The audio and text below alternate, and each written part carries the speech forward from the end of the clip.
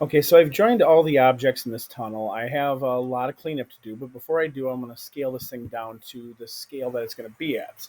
I know from experience that this is going to be that scale. I'm going to scale this down from 111 to 0.001 on all the axes. Now, when I scale, there's different ways I can do it.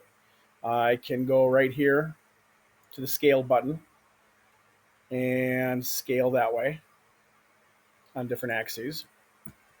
I can push S on my keyboard for scale and scale it down. Likewise, if I'm only scaling on one axis, I can push S and a particular axis that I'm going to be working on, like Z, and I can make it whatever I need to be there.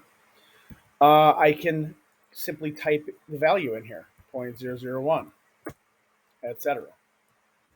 Or having the object selected in object mode, I can push S and just key in 0.001 and it will be scaled down to what I need it to be.